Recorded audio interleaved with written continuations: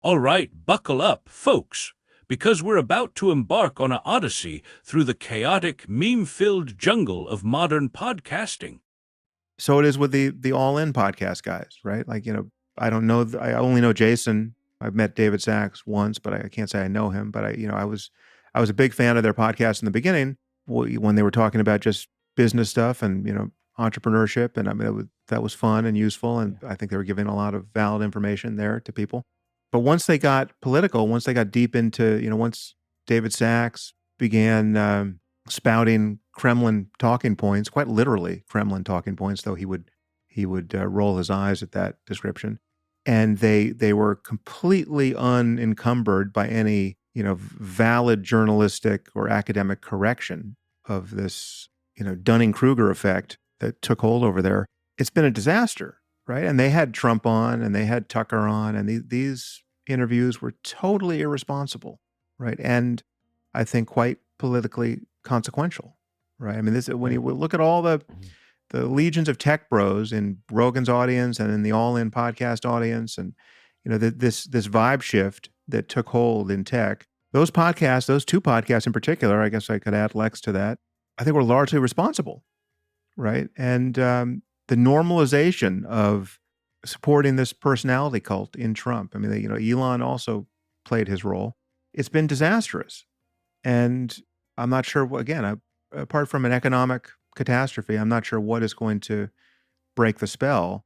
But the errors that these podcast hosts have been making are absolutely obvious, right? To any real journalist or any real academic touching any one of these subjects, the errors they're making are crystal clear and totally avoidable. And so, I mean, to do this job effectively, as a member of the independent media, you still have to internalize the norms that made real journalism in the past. Sam Harris, the neuroscientist philosopher with a voice so calm it could lull a caffeinated squirrel to sleep, is sitting in his minimalist studio, probably sipping kombucha, when he decides to unleash a verbal smackdown on the All-In podcast guys. Jason Calacanis, David Sachs, Chamath Palihapitiya, and David Friedberg, plus Lex Fridman and Joe Rogan for good measure. He's not mad, exactly. He's disappointed, which is worse, because it's the kind of disappointment that comes with a side of "I expected better from you, young man." And what's got him so riled up?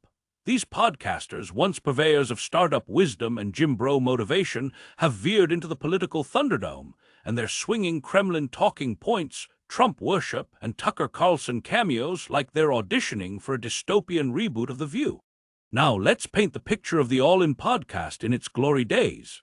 Back when it launched, it was like a breath of fresh Silicon Valley air, 4 tech bros sitting around a virtual table, dishing out advice on how to hustle your way to a Series A funding round, or why your app's UI looks like it was designed by a drunk toddler. It was fun. It was useful. You could listen to Jason break down angel investing or Chamath wax poetic about SPACs and actually learn something. Harris was a fan. Picture him nodding along, maybe even taking notes, thinking, these guys get it. They were the cool uncles of tech, handing out wisdom with a side of dad jokes. But then they got political, and it was like watching your favorite sitcom jump the shark into a propaganda machine. Enter David Sachs, stage right, with what Harris calls Kremlin talking points. Now, Sachs would probably roll his eyes so hard they'd pop out of his head at that label, but let's be real. When you're out here parroting lines that sound like they were facts straight from Moscow, you've got to expect some side-eye. Harris is over here clutching his pearls, going, what happened to you guys? Because it's not just Sachs, it's the whole vibe. The All-In crew went from here's how to pitch a VC to here's why geopolitics is just like a startup pivot, and it's a disaster of Dunning-Kruger proportions. They're out there, pontificating about global affairs with the confidence of a toddler wielding a lightsaber, and nobody's fact-checking them. No journalists, no academics, just a legion of tech bros on X nodding along like, yeah, sounds legit. And then, oh, buckle up, they invite Trump onto the show. Trump, the guy whose idea of a policy brief is a 3 a.m. tweet storm. And not just Trump, Tucker Carlson too, with his patented smirking conspiracy uncle energy. These interviews weren't just softball, they were Nerf ball, lobbed gently so the guests could swing and look like heroes. Harris is losing it, and I'm right there with him, waving my arms like I'm conducting an orchestra of outrage. Irresponsible! I'd yell because that's what this is. A reckless, consequence-heavy joyride through the cultural landscape, leaving tire tracks on reason itself. These episodes didn't just air, they mattered. They shifted vibes, moved needles, turned tech bros into MAGA bros faster than you can say NFT drop. Let's talk about that vibe shift, because it's the heart of Harris's beef. The All-In podcast, along with Rogan's 3-hour brofests and Lex's earnest Let's Solve the Universe marathons, didn't just reflect the tech world's drift toward Trumpism, they drove it. Picture a 25-year-old coder in San Francisco, Red Bull in hand, AirPods blasting Joe Rogan talking about free speech or Sachs dunking on woke corporations. This kid's not reading The Economist, he's scrolling X, soaking up takes like a sponge in a hot tub. And these podcasts, they're his scripture, his TED Talks, his This Is How the World Works manual. So when they start cozying up to Trump, normalizing what Harris calls a personality cult, it's not just chatter, it's a cultural earthquake. Rogan's the king of this, right? The guy's got an audience bigger than some countries, and he's out here platforming everyone from comedians to conspiracy nuts, all while puffing on a cigar and going, "Whoa, dude, that's wild." Harris is side-eyeing him hard, because Rogan's not just a host, he's a gateway drug to bad ideas.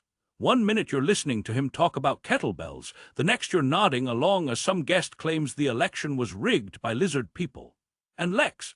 Oh, Lex with his puppy dog sincerity and his "I just want to understand" shtick. He's the nice guy who accidentally leaves the door open for the crazies to stroll in. Harris is like, "Guys, you're not dumb, so why are you acting like it?" Now let's zoom out and get archetypal, because this is where it gets juicy. These podcasters, all in Rogan Lex, they're not just dudes with mics, they're modern-day shamans weaving narratives for a tribe desperate for meaning. In a world where institutions are crumbling faster than a stale cookie, people turn to voices they trust, and these guys have cornered the market on relatable authority. They're the hero, the sage, the rebel, all rolled into one, promising clarity in a chaotic world. But here's the twist. They've wandered into the shadow archetype, peddling half-truths and unchecked biases under the guise of just asking questions. Harris sees it, and he's waving a red flag, going, "You're not guiding the tribe to truth, you're leading them into a swamp." The All-In crew, especially, is guilty of this. They started as mentors, dishing out wisdom to aspiring entrepreneurs, but now they're tricksters, playing fast and loose with facts to score points. Sachs, with his "I'm just a contrarian" smirk, is the worst offender. Harris calls him out for spouting stuff that make Putin nod approvingly, and it's not hyperbole. The guy's out here framing global conflicts like they're just spicy Twitter threads, and the audience eats it up because it's delivered with that slick VC confidence. Chamath's no saint either, with his "I'm above it all" guru vibes, while Jason's just happy to stir the pot and keep the downloads rolling. Fridman, he's the quiet one, but silence is complicity when your co-hosts are speedrunning geopolitics without a map. And the consequences? Oh, they're real. Harris is sounding the alarm. These podcasts didn't just flirt with Trumpism, they helped make it cool again. Tech, once the land of hoodie-wearing progressives dreaming of universal basic income, is now a hotbed of own the libs energy, and All-In's got its fingerprints all over it. They didn't create Trump, sure, but they gave him a megaphone, a high five, and a "you're one of us" wink.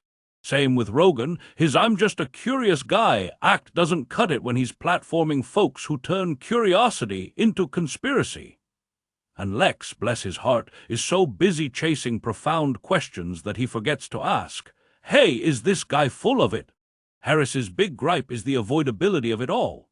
These errors, Kremlin takes, Trump worship, Tucker love, are so obvious to anyone with a shred of journalistic or academic rigor. It's not rocket science, it's basic due diligence.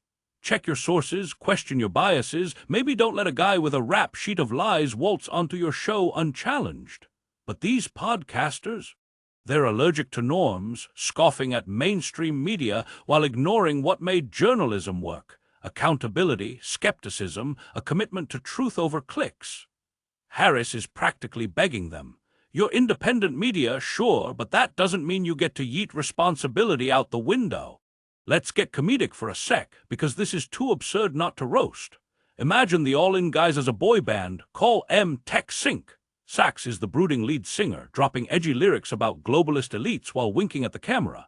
Chamath's on bass, laying down a smooth vibe that says, "I'm deep, trust me." Jason's the hype man, jumping around yelling, "Buy the merch, it's disruptive." And Fridman? He's just there, playing the tambourine, hoping nobody notices he didn't sign up for this. They're selling out arenas until Harris crashes the concert with a PowerPoint titled, "Why Your Takes Are Trash," and the crowd starts booing. Rogan's the roadie, by the way, setting up the stage with a "bro, it's all good" grin, while Lex is in the front row, clapping earnestly and asking, "But what's the meaning of this riff?" Tragedy is, they could have been great. All In could have stayed the go-to spot for startup nerds. Rogan could have stuck to MMA and psychedelics. Lex could have kept chasing AI ethics with his big brain energy. But no, they saw the political arena, thought, "How hard can it be?" and dove in head first, only to belly flop into a pool of bad faith. Harris is mourning the loss, and I'm right there with him, shaking my head like a disappointed dad watching his kid join a pyramid scheme. "You had potential," I'd yell. "You could have been the voice of reason, not the hype man for chaos." What's the fix? Harris isn't sure, and neither am I, but he's hinting at an economic catastrophe as the only thing that might snap people out of this trance. That's dark, folks. Hope you've got canned goods dark. Because this isn't just about bad takes, it's about a culture that's bought into a myth, a shiny Trump-shaped idol that promises salvation but delivers, well, tariffs and tantrums, if recent headlines are any clue. The all-in guys, Rogan, Lex, they're not the masterminds, but they're the amplifiers, the ones who turned a whisper into a roar. And Harris, he's the guy on the sidelines going, "I told you so," while the crowd keeps